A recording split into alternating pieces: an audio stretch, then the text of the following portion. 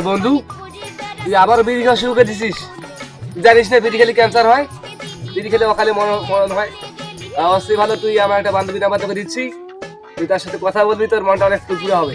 Number তুল, 017-10-12-81-32। ঠিক আছে, তুই কথা বলে আমি যাচ্ছি।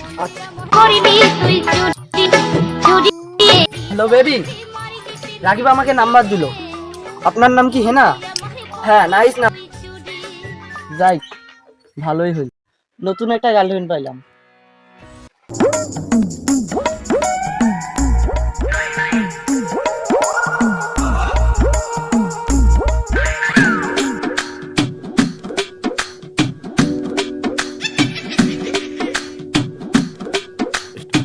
কিরে, কি করস?